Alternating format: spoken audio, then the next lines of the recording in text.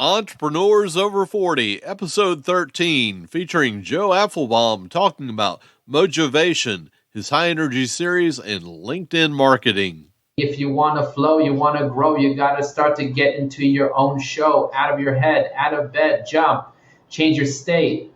That's what you got to do. You got to take a step back and look at your life and ask yourself, do I have what I want? You're listening to Entrepreneurs Over 40, the show for somewhat mature entrepreneurs and side hustlers. And now your host, Greg Mills.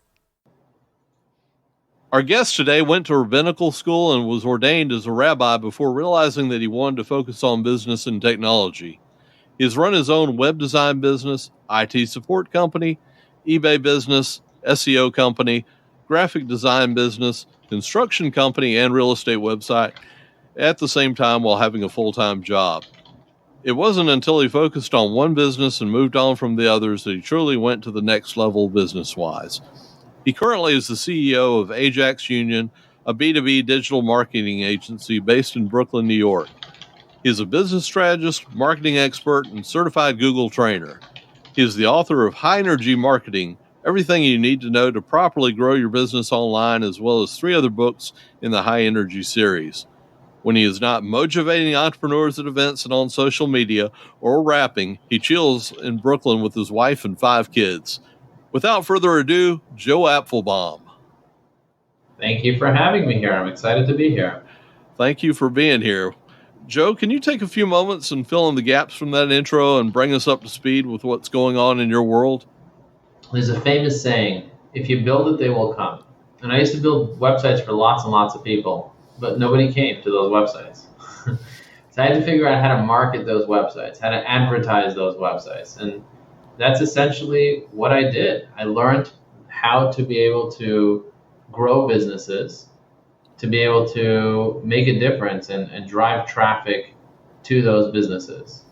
That's been my focus with Ajax Union, figuring out what are the steps that I need to take in order for me to be able to help other people, in order for me to be able to grow business, in order for me to be able to learn about, in the beginning, it was all about search engine. That was when I started. It was all about search engine optimization. But then eventually it became about, okay, well, I sent traffic to you now, right? Build it and they will come. Now I sent traffic. I did SEO for you. How do I take it to the next level? How do I actually make a business impact? Not just sending you traffic, but how do I actually grow your business? And that was a game changer. That was a real game changer for me. Once I learned how to do that, once I learned how to be able to actually grow a business, and I realized the following: the right strategy will save you a decade.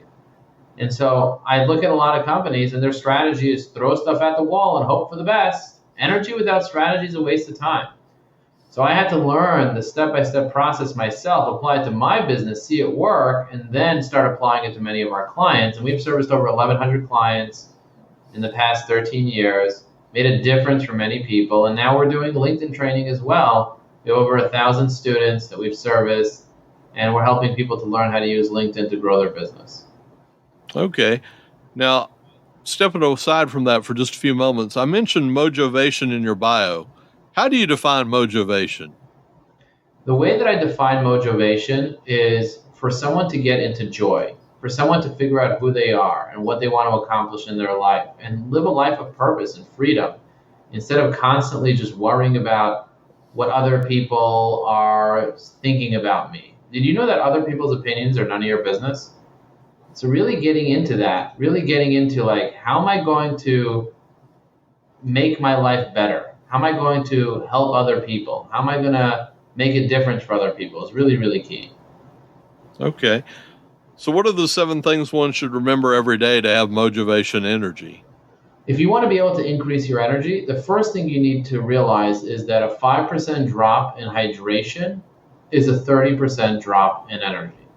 What does that mean? If you want to get motivated, you got to be hydrated.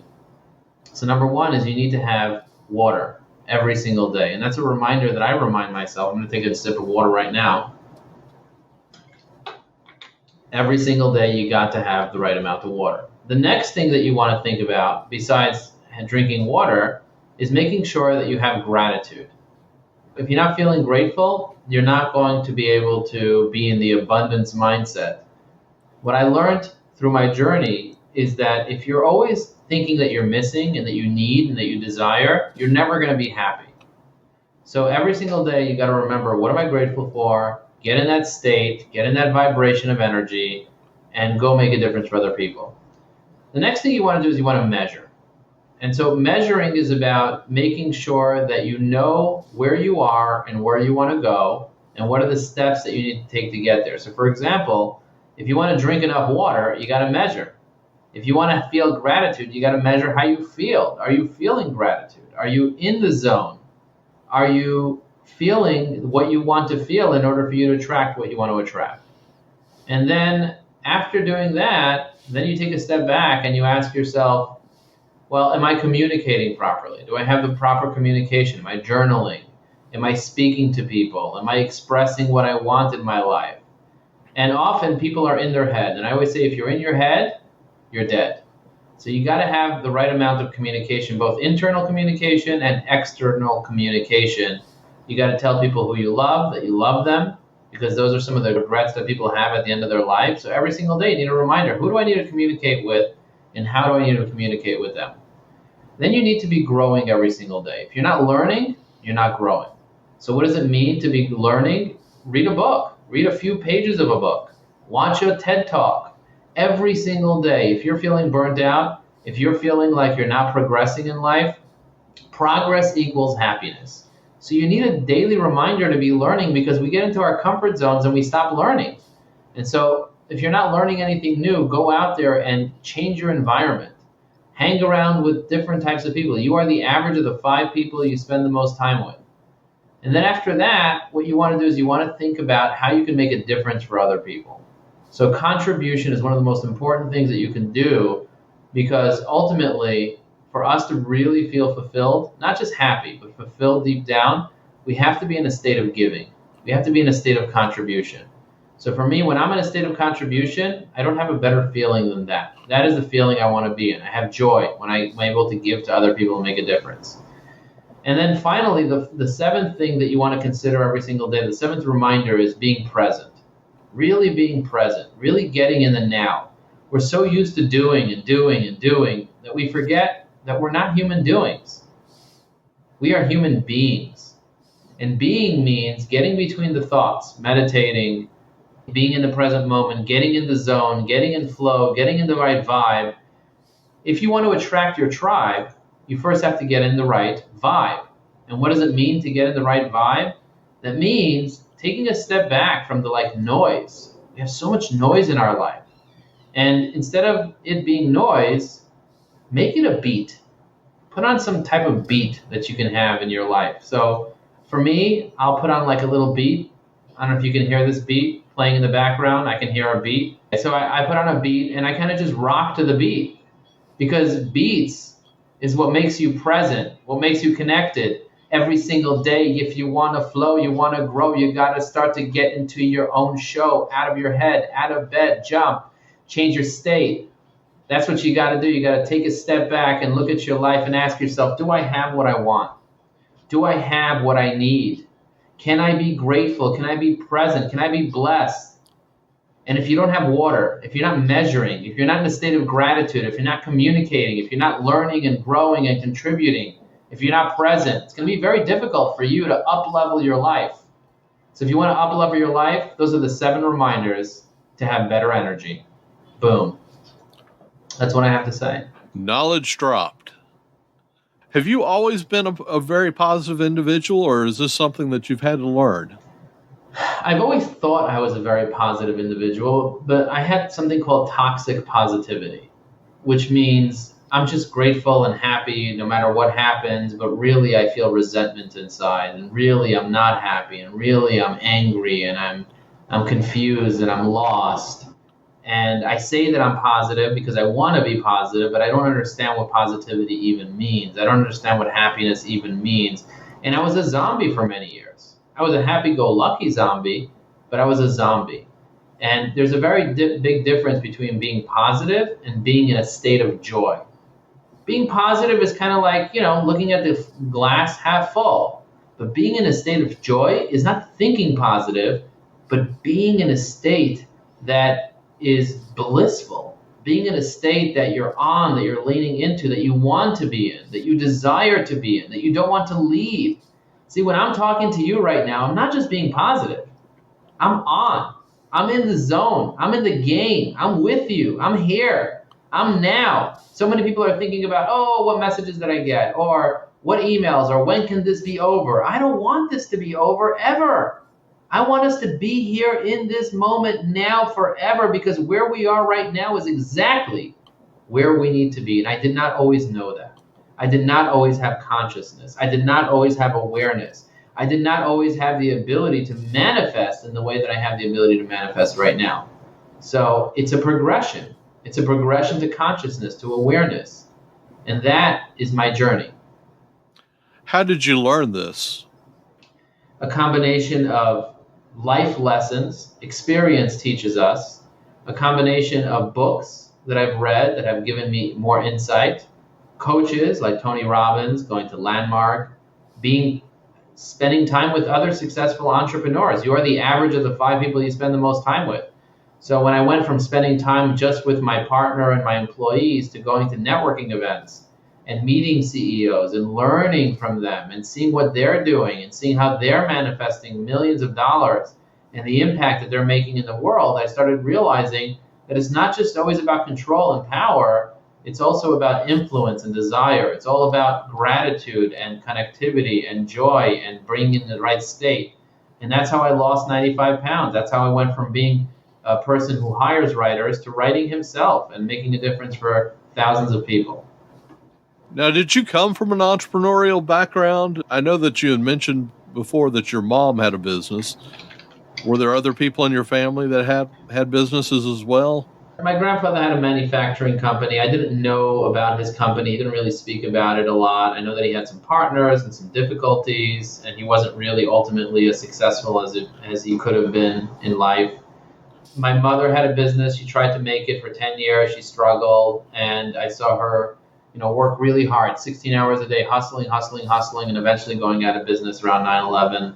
So I've seen a lot of people growing up suffer or have trouble with business, and I always wanted to make that right. Maybe that's a little chip on my shoulder that I want to help hungry entrepreneurs go from frustration to Mojavation. But that's been something that I've always aspired. I looked at business owners and I was like, are they really successful? Are they really making it? Or are they just making noise? And what I found after servicing thousands of people by training them, coaching them, and having over 1,100 clients in my business is I realized that 96% of businesses are doing less than $1 million in revenue, not profit, revenue, sales. And as a result, because they're 5% profit maybe on the bottom line, they're barely making 50K. And so if you have a business that's barely making 50K, how do you feed your family? How do you live? How do you live an abundant life? And the answer is 96% of people are not living an abundant life.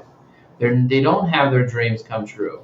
And if you're in the 1% and you're lucky that you're there, well, part of it could be luck, could be that you inherited it. But part of it has to do with what strategies can you put in place, because a third of all billionaires are self-made billionaires. Nobody made them. They didn't come from money. So how did they create it? And they also say if you take all the wealth from all the billionaires in the world and you spread it around to everybody else and you wait a bunch of years, what's going to happen is those same billionaires are going to get their money back. It just is the law of attraction, manifestation is just what it is. I don't know if that's true or that's not true. What I can tell you is that you can only grow your business as much as you grow yourself. I mentioned that you went to rabbinical school and became a rabbi. And bear with me, this is probably going to be the dumbest question anyone has ever asked you. Do you think that learning to read and write the Hebrew language, going from right to left, has given you a different perspective or leg up in business than most? Where I'm going with this is that in programming classes, the people that had musical backgrounds did particularly well and seemed to have an easier time than us non-musicians. Believe it or not, I did not really know how to read very well. So I wasn't a good reader in school. So although I learned how to read Hebrew from right to left and all that stuff, I didn't have a lot of confidence in reading, and I didn't enjoy reading Hebrew in general, or even English for that matter. I think what gave me the edge is not so much reading right to left or left to right. It's my insatiable curiosity. One of my core values is curiosity. And even as a child, I remember I used to go to my mother's store and she used to say, stop playing with the cash register. Because I would want to figure out how to create receipts that had all types of interesting characters on it and say messages. So like when she would print out a receipt, I would have an inspirational message on the receipt. And she'd be like, how the heck did you do that? And this was a cash register that had numbers on it. But I read the instructions and I messed around with it. And I figured out how to program it to say certain things by clicking on, spending an hour clicking the letters to get it to say things. And the same thing whenever we would rent a car. If we would go on a business trip, my mother would take me to business trips in Miami when she would go buy clothing there for her clothing store. And I would figure out every nook and cranny in the Cadillac to figure out how to open the trunk and how to program the radio with her favorite stations and how all the different components in the car worked. And she was like, how do you know all this? Like, how do you know how to take apart a computer and put it back together? Like, for me, that comes from curiosity. And when I'm networking, I'm asking lots of questions. When I'm building relationships, I'm truly interested in you. I want to know what makes you tick. I want to know who you're connected to. I want to know why you became who you are and what are your childhood wounds and what are your desires and dreams and goals and fears and pains. And I want to know everything.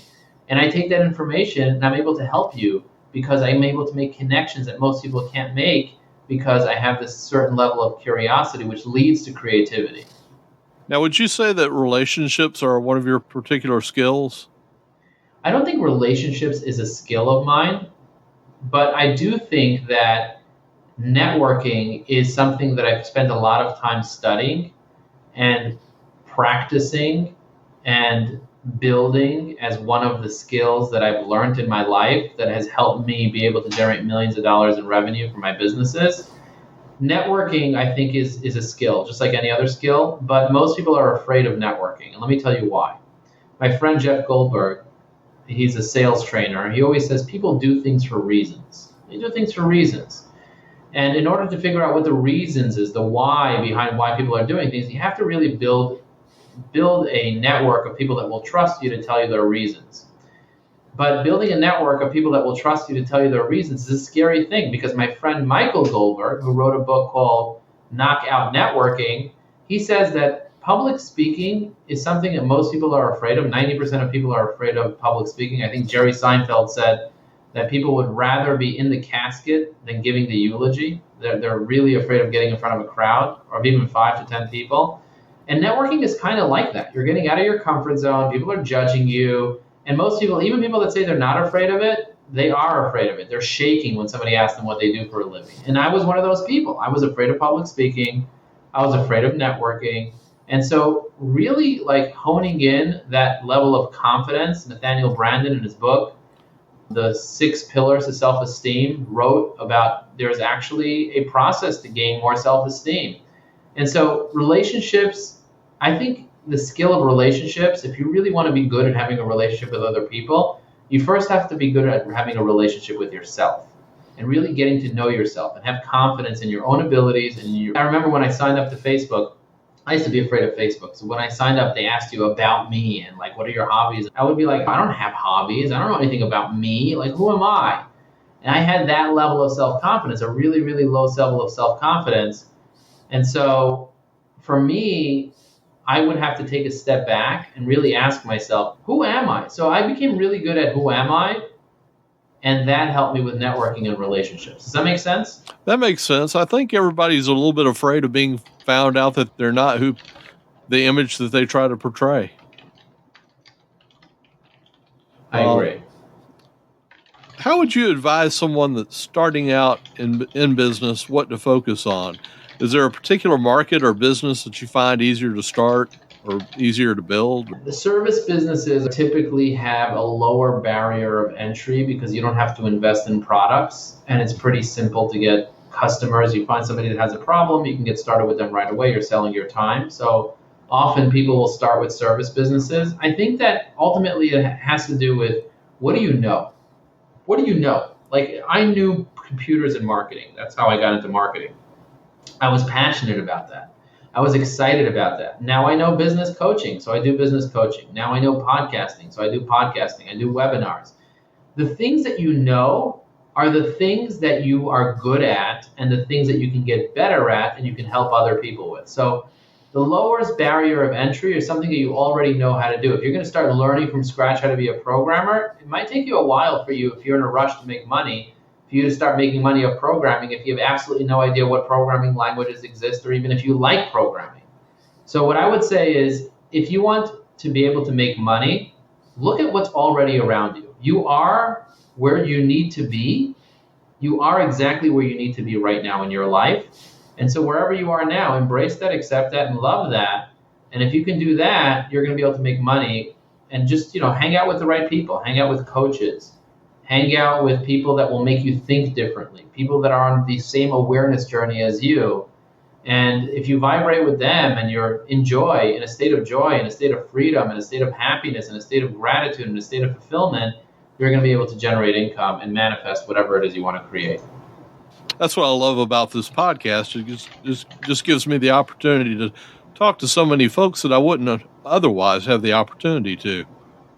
How do you create a plan to grow a business to 7 figures? Well, step number 1 is, do you have a desire to have employees? A lot of people want to get to 7 figures, but they don't want employees. And it's really, really, really hard to do that. So I would say step number 1 is ask yourself, do I want to manage other people? Because, to get to 7 figures as a business, probably you're going to need 10 employees. If you're really good, you might need 5. But you're going to need people to work with you because, to build a village, it takes people. That's number 1. Number 2 is, do you really want $1 million in revenue, or do you just want a number? Because some people are making $1 million in revenue, have nothing left in the bottom line, and all they have is stress. So you really have to just ask yourself, it's not just about building $1 million business, but it's about making a difference. Making a difference and figuring out what you really want in your life.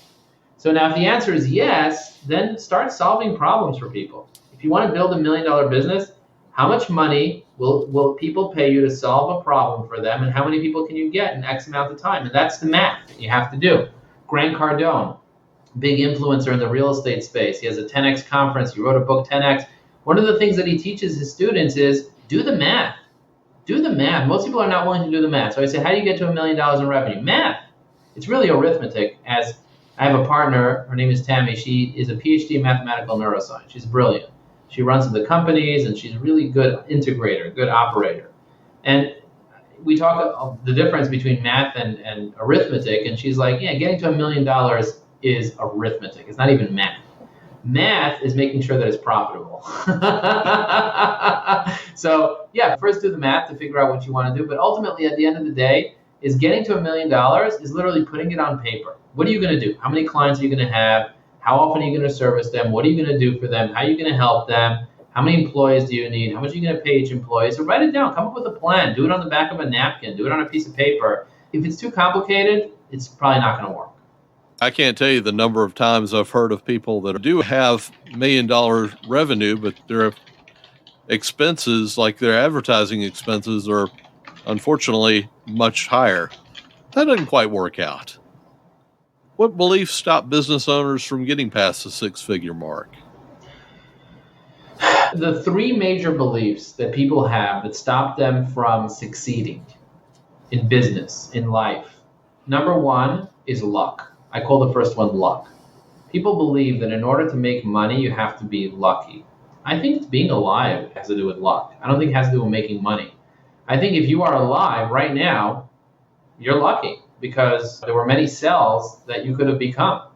And you became a human cell, right? You became 2 different cells combining together at the right time with the right temperature in the right place. You became a human being, and then you lived your life to get to this point where you can listen to this podcast. So you're lucky that you're alive, and you're lucky that you have the technology to be able to hear a podcast and get the information that human beings for millennia did not have access to this type of information at this speed. So that's number 1. You already are lucky. But more importantly, what is your strategy? Stop relying on luck. Don't believe that you have to be lucky to make money. Believe that you need the right strategy. Because luck shows up when you mix the right amount of work with the right amount of strategy, with the right amount of right place and the right time, but you have to be prepared to be able to access that blessing. And most people, they don't have the right strategy, so that when they do get the blessing, they don't know how to leverage the blessings that come your way. you're going to have amazing things coming your way. But if you're not prepared for the rain and all you're holding is a plastic cup, you're not going to be able to get enough rain to feed you for a year. But if you pull up with a dump truck, you're probably going to be because you had a strategy. You know it's going to rain. You have friends with the meteorologist. You know where it's going to rain the most. And you pull up with a dump truck or a group of dump trucks, you'll have enough water for a long time. So you got to understand how to do that, where to fish and where to hunt and what to do and how to do it. So number one belief, don't believe that you're unlucky. Instead, believe that you need the right strategy. Number two, belief. And beliefs are basically the foundation of whether or not we're going to take action. So action leads to results. Belief is what creates action. Because if you don't believe that you're going to get something, you're not going to do something. And if you don't do something, you're not going to get something, which is going to reinforce the negative belief. And so the second belief is around trust. People don't trust themselves. They don't have self-confidence. They also don't trust other people. Like, I'm just sharing openly with you. Most people are not willing to share openly. They want to hide their ideas. They don't want to tell a competitor what they're about because they're afraid the competitor will steal their business. And the truth is, if the competitor wanted to steal your business, they would have already stolen your business. My mother always said, never hire a sales rep. Why? Because a sales rep's going to get really good and steal your business. And I was like, Ma, the sales rep doesn't want your business. They want to do sales. They want to go home every day. They don't want to sit here dealing with your business. She's like, it's not true.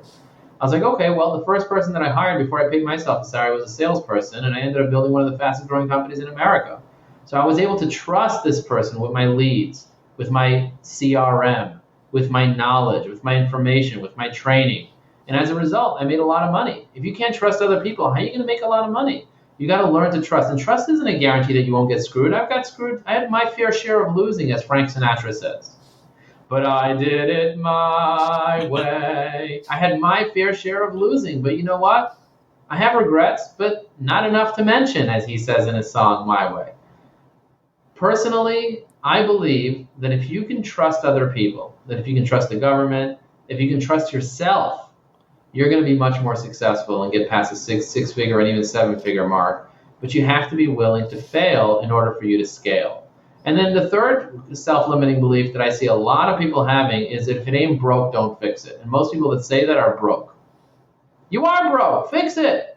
So instead, be willing to change. Be willing to go with the times. Be willing to optimize what you're doing. You don't have to change every day. But if you see something's not working, if you see you're not feeling joy with what you're doing, then don't do that anymore.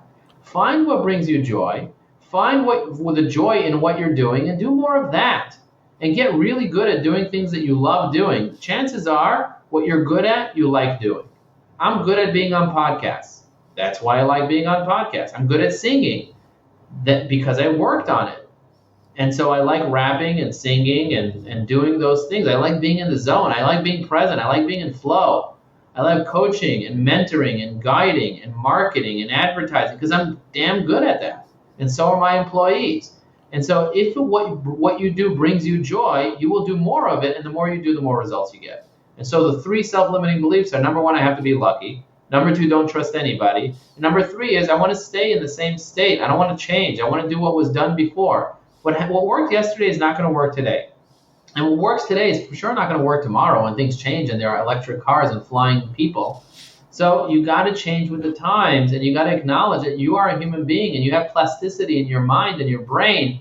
So optimize your cells and infuse more joy and gratitude, and you're going to be able to manifest anything you want. That was a great Sinatra, by the way. Thank you. It's worth coming from a guy from North Carolina that you can probably barely understand accent-wise, but no, it was great. You founded one of the fastest-growing digital marketing companies around. What do you attribute that success to? I know you mentioned a great hire, and it sounds like you've had multiple great hires. Yeah, I would say my number one attribute to success is my insatiable thirst for growth. Just grow. Just keep growing, keep asking questions, keep growing, and surround yourself with the right people. Not just employees. Employees are really important, but also coaches, also mentors, also just people, just like human beings. I mean, the people that I've spent the time with, whether they were my employee, my partner, my coach, my investors, whoever it is, whoever just believed in me, whether it was somebody that I paid or somebody that paid me, my students. I learn from the people around me. And so I believe that my success comes from me taking action, but from the things that I learn. Knowledge does not equal power. Applied knowledge equals power.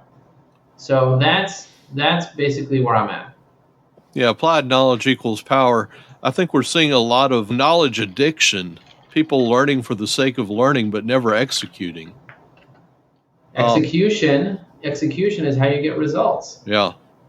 But it seems like people just learn for the sake of learning. And I'll be honest, I've fallen into this category before. It's something I struggle with. I like information. I've spent a career in IT. I like to know how to do things, how things work and flow. But there comes a point where you actually have to make a decision and execute. And if you don't do that, then you're on the side of the road. What would you consider one of your weaknesses or your biggest weakness? The way that you find your weaknesses is by looking at your strengths. So for me, my strengths is I'm an activator. If you take the Gallup test, there are 34 human strengths. He wrote a book called Strength Finder 2.0. Highly recommend you guys check that out and do the tests to see what your top 5 strengths are. But I'm an activator. I'm really good at getting things started. Well, every strength comes along with it with a weakness. So if I'm really, really good at starting things, what am I terrible at? What am I terrible at? Finishing, perhaps? Perhaps finishing. So I need help with people. I need people to help me be able to make a difference. That's what I need. I need people to be able to help me make a difference.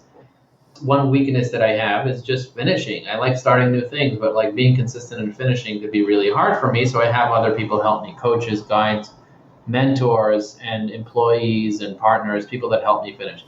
The other strength that I have is I'm really, really good at strategy.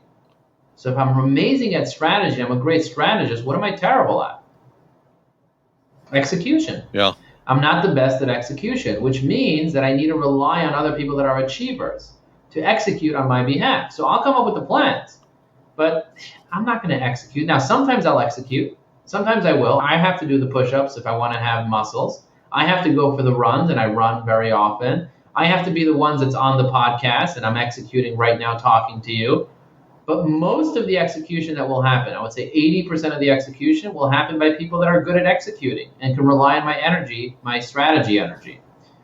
So we can go through my list of all my strengths and talk about my weaknesses. But my point is that everybody has weaknesses because they have strengths. And if you can double down on your strengths and get other people to support you with your weaknesses, you're going to be much more likely to succeed. Going back to starting a business, how do you generate leads online that turn into clients? The way that you generate leads online that turn into clients is figuring out where your clients are and spending time in those areas. You can look on search engines and get people to buy from you there. You could look on social media and get people to connect with you there. You could use email marketing. There are many different ways, but depending on where your clients are, that's where you need to be. And you need to be speaking in their language. That's why you need the right strategy to figure out who your client is. And based on who they are, you can determine what type of language they speak. What are their pains? What are their goals? What are their fears? What are their dreams? Because human beings are emotional beings. We make decisions based on emotion. We back it up with logic, so you need both. But because we're emotional human beings, we got to be resonated with. We got to resonate with our audience.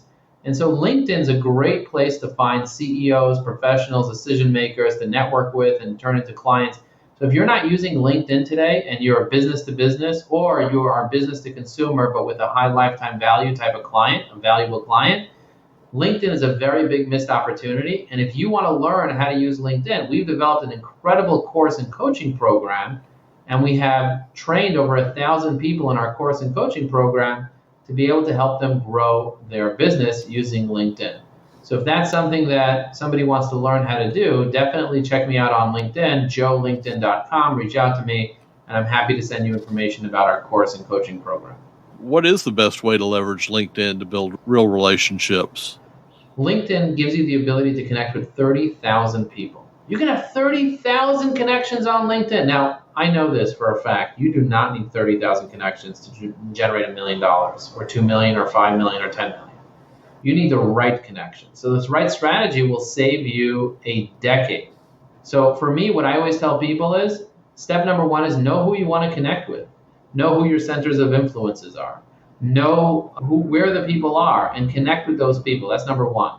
Number two is you need to create awareness. You need to start creating awareness about your own personal brand. So have a really good profile and have a good content strategy will help you create awareness. You also need to be engaged on LinkedIn, and you need to create the right amount of credibility. People do business with other people that they know, you have awareness, but also that they trust. If someone doesn't trust you, they're not going to use you. So you need to use levels of engagement in order for you to build that trust. And then finally, it needs to all lead to one thing, conversations. If you don't have conversations with people, you're not going to close business. So how many conversations did you have in the past week? So we teach people how to use direct messaging to generate conversations on LinkedIn. Would you consider yourself an introvert or an extrovert? I am more extroverted according to the personality assessments that I have. That doesn't mean I don't like spending time alone. I love spending time alone. I love, love, love, love, love. I absolutely love it with all my heart. But I get my energy from other people. So if I'm with you, I get more energized. I get recharged when I'm around other people. The difference between an introvert and an extrovert is just where you get your energy from. Do you get your energy from being alone, or do you get energy from being with other people? I get my energy from being with other people, and that's why I create my own networking events and I set up my own times to be with people. I love being with other people. Some other people, they need to be alone in order to recharge. So I'm definitely extroverted, but I also enjoy being by myself and having my own peace of mind. Do you have any tips for somebody that might be introverted to kind of break out of that shell, or should they partner with an extrovert? I don't think you need to have extroverts around you. I don't think it makes a difference if you're an introvert or an extrovert. What makes the difference is what are the strengths of the people around you. I always tell people to use Strength Finder 2.0 to figure out people's strengths, and then try to find other people that will complement your strengths. You mentioned LinkedIn, and going back to that, why should an entrepreneur update LinkedIn every day? The reason you should be on LinkedIn every day is because that's where your customers are. And if you want to create more awareness for yourself, you need to start posting on LinkedIn. There are 756 million people on LinkedIn, but there's only 1 million posts going up on LinkedIn each day. That means there's a lot of people on LinkedIn, 40% are logging in daily. And so you want to make sure that you're there when your clients and potential clients arrive. And most people don't know what to post. I just posted an article on LinkedIn, and you can put this in the show notes. The article that I posted is entitled 19 Types of Posts to Post on LinkedIn. And then I broke down every type of post, and I gave examples for every post. So, if you need ideas, I have plenty of ideas for you. The key is for you to take action. I was just going to ask you about the different types of posts, too. It seems like you either see something advertising a new product or a motivational story. Some of those motivational quotes are kind of pithy. How effective are they at keeping somebody forefront of mind? Most people are not posting at all. So even if you just post a motivational quote, at least you're staying top of mind, especially if you have a good profile, good photo, good name, good headline, because that's what people see when you post. So you want to remind people that you exist, stay top of mind. You shouldn't only put inspirational quotes or inspirational messages. One of the things that we teach our students is tell your story. People want to get to know you, Greg. So what's your story?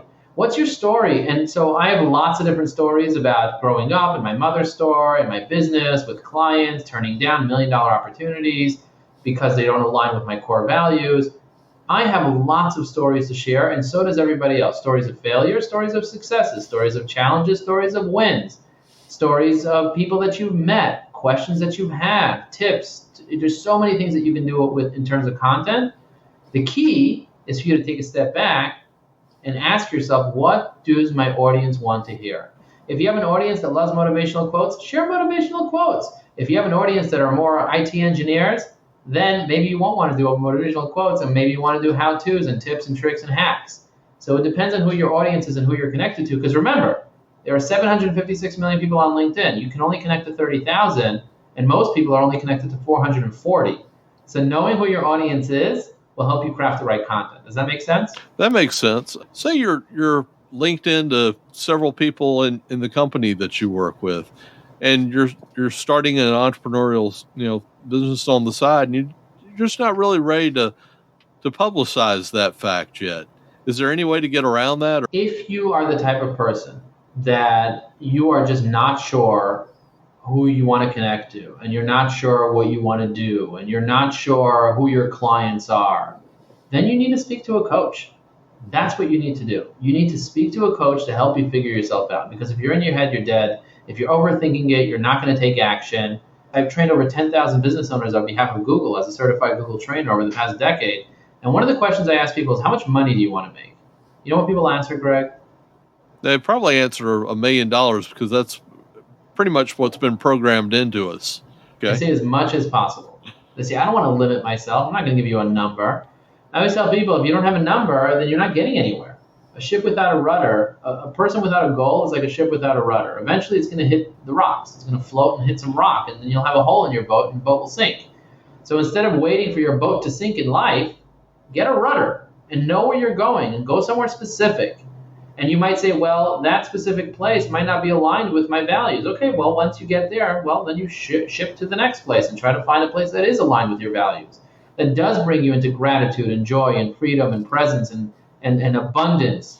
But you got to just make mistakes. I turned down a multi-million-dollar opportunity, and the COO of the company said, Joe, this will probably be the biggest mistake you ever made in your life, turning down an opportunity like this. And I say, I learned from my mistakes. If this is the biggest mistake I made in my life, I am ready to learn, baby. I am ready to learn, because that means it'll be the biggest opportunity I have in my life. So he didn't even know what to say to me. He's like, oh my God, I can't believe you're turning this down. I was like, you don't have to believe it. You just have to experience it. Okay. So how has the pandemic impacted you personally and also your business? The pandemic has impacted me personally by, number one, it made me question a lot of things in my life. As a result of going through a divorce process, my business took a very big hit. We lost about 75% of our revenue, like within the first few weeks of the pandemic. A lot of the businesses we were servicing closed down. So a lot of personal things happened, but because I've had all this training, because I've worked on myself so much, I didn't take any of this stuff personally. At first, a little bit, but long-term, working with some coaches, hiring the right people, getting out of my comfort zone, I basically tied my shoes up, got back up, using LinkedIn, got most of the clients back, got new clients, grew our evergreen business. We're doing lots of corporate training to sales teams now. So for me, it's like it really helped me be able to realize how life can really put you in circumstances that will challenge every aspect of your life. And if you're able to stay strong, if you're able to stay consistent, if you're able to stay in a very powerful place, then you're able to move forward. And then from that place, you're able to make a difference for other people. It sounds like one of your core values is serving and making a difference for other people. Definitely making a difference. My why is I want to help 1,000 hungry entrepreneurs go from frustration to Mojavation. What does that mean? Really making a difference for other people. Yeah. So what's next on the horizon for you? What's next on the horizon for me is just adding more entrepreneurs that want to learn, coaches, consultants, entrepreneurs that want to learn how to use LinkedIn, making a difference for them, and continuing to grow that part of the business, continuing to stabilize and grow Ajax Union post-pandemic, adding maybe 5 new accounts, and just keep making a difference, keep staying in that state of joy and attracting positivity and abundance and creativity, and just keep being curious. Do you think there'll be another book in the high energy series, like maybe a high energy series, Mastering LinkedIn, or? Yeah, so my next book is going to be High Energy Networking. I already started writing it. I wrote about 10,000 words towards a manuscript, and my goal is to launch it this year. And I have a series of an additional 10 books that I'd like to write over the course of the next 10 years. I don't know that I'm going to write all of them, but as I live my life and I have different experiences and I learn things, I'm able to take a step back and connect and create. When you were, say, 16 or 17, did you envision where you're at now? I did not envision that when I was a little boy, 15, 16, 17. I had no idea like what I wanted. I was always attracted to advertising and attracted to marketing. And I was always look at the circulars and the ads and all that other stuff. I always wanted to just add value. For me, it's all about adding value to other people, adding value for myself, and just, keep growing. And so using my curiosity, that's something that I'm very, very excited about. How do people go from a state of frustration to a state of Mojavation? Like a lot of people are super frustrated. So I love talking about that idea. Realize that if you're frustrated right now, it's just a signal for something that needs to change in your life. There's something that needs to change in your life. And if you can kind of take a step back and really ask yourself, what is it that I want to create? What is it that I want to create in my life? And you can just take a step back and live that thing that you want to create and really get to know that, and not have attachments to by when you want to create it and say, oh, I have to do this by this and this date, otherwise my life is over. But stop trying to control things that are outside of your control. The only thing you can really control are your thoughts and your feelings. And your thoughts and your feelings will vibrate at a certain rate and help you either manifest what you want or manifest what you don't want. And if you're scared and you're in fear, frustration is a form of fear and lack, then you're going to get more of that. And so if you want to get into Mojavation, if you want to get into abundance, if you want to get into freedom, if you want to get into inspiration and joy, then you really have to take a step back and become really present with where you are right now and see what you're not willing to surrender to, what you're not willing to accept. And then surrender and accept. And then get inspired and go create. You are a creator. You are a manifester. And you can manifest anything that you want. You just have to hang around with the right energy and be the right energy, and you will be able to create. And with that, I want to thank you, Greg, for having me on your show. This was marvelous. Well, thank you for being my guest on Entrepreneurs Over 40. This has been great. All the best. Joe was a lot of fun to talk with, and he definitely set the standard for rapping and singing on Entrepreneurs Over 40. As he said, the right strategy will save you a decade in your business. Energy without strategy is a waste of time. Joe coined the phrase Mojavation, and he defines it as a way for someone to get into joy, for someone to figure out who they are and what they want to accomplish in their life, and to live a life of purpose and freedom. This is opposed to constantly just worrying about what other people thinking about you. As he pointed out, did you know that other people's opinions are none of your business? The 7 habits to remember every day for Mojavation energy are: get hydrated. A 5% drop in hydration is a 30% drop in energy. Be grateful. If you're not feeling grateful, you're not going to be able to be in the abundance mindset. Measure. Are you in fact hitting your goals and doing what needs to be done each day? Communicate properly, both internally and externally. Learn every day. Progress equals happiness. Contribution. How can you make a difference to other people? And finally, being present in the moment in all that you do.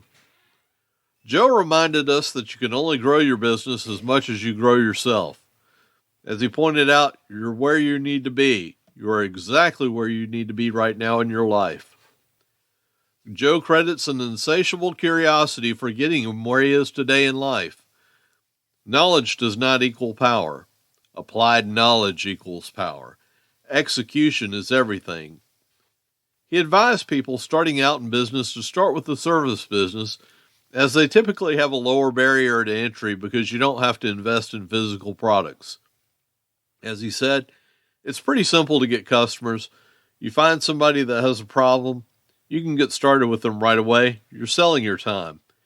He also said that if you want to get to 7 figures in revenue, you're probably going to need around 5 to 10 employees. He said getting to $1 million is arithmetic. It's not even math. Math is making sure that it's profitable. He said that the 3 reasons people don't succeed is they believe they're unlucky, they don't trust themselves or other people, and they're unwilling to fail or to fix a broke process. He pointed out that you need to be where your clients are online, and a lot of them are on LinkedIn. LinkedIn's a great place to find CEOs, professionals, decision makers to network with and to turn into clients. You need to start creating awareness around your personal brand. Build trust and then start engaging in conversations with prospects. He said that most people are not posting at all, so even if you just post a motivational quote, at least you're staying top of mind, especially if you have a good profile, good photo, good name, good headline, because that's what people see when you post. So you want to remind people that you exist. Now next week we'll have Alan Milham on talking about his company called Questage and how it helps seniors plan and realize an active retirement. So be sure to subscribe so that you don't miss it or any of the other episodes. Thank you for listening to Entrepreneurs Over 40. Check us out at entrepreneursover40.com. If you've enjoyed this podcast, please leave us a review on Apple Podcasts, Google Podcasts, or your favorite podcast directory.